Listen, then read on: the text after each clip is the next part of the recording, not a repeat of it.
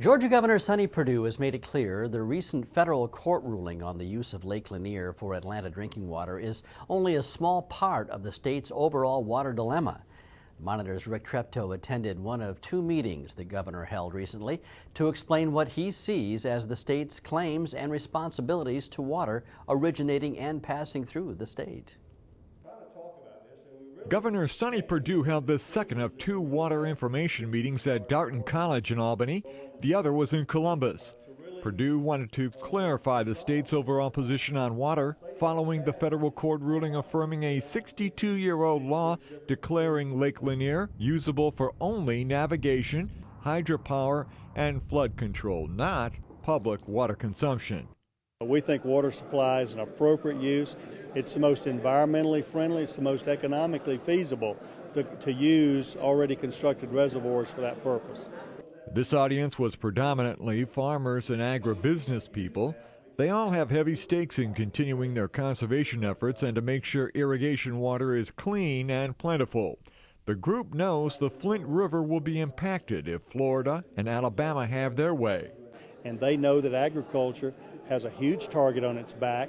That's where they can go and get that flow and increase that flow quicker than any other place. So I think that was communicated today. I think it was understood. As a possible solution, the governor is appealing the court decision. He also wants to be more aggressive in getting an agreement with Governors Riley of Alabama and Crist of Florida. Another possible solution, working with Georgia's and all U.S. congressmen on federal legislation. But the bottom line for agriculture is whether Georgia's supply for irrigation is safe for the future. It's safe in my mind. I want it to be safe in Judge Manguson's mind and in the public at large's mind. The fact is, farmers are great conservationists. They need to be specifically good conservationists. The public has been concerned from time to time, as you know, overseeing irrigation guns going across and irrigating pavement. We've learned the error of our ways, just as Atlanta has learned the error of their ways. All of us are making a better effort. There were many members of the state's regional water councils in attendance. Many of them are also family farmers who have also been working through organizations like the Georgia Farm Bureau to make sure their needs are heard in Washington, especially with their two U.S. senators. We have representation on the House Ag Committee from Atlanta all the way down, and I just feel good.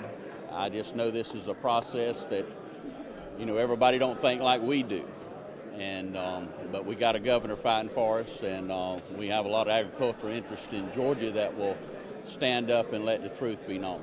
Agriculture is our life and your life, and we don't want to be the endangered species. I wish some of the industry would come further south so it didn't all depend up there in the northern part. And maybe that could release some tension on it too. Georgia's first water legislation was contested in 1869. It was a U.S. Supreme Court ruling in an Alabama-Georgia border dispute. Governor Perdue made it clear he will not sign off on a new three-state agreement just for the sake of a deal. I'm Rick Treptow for the Georgia Farm Monitor.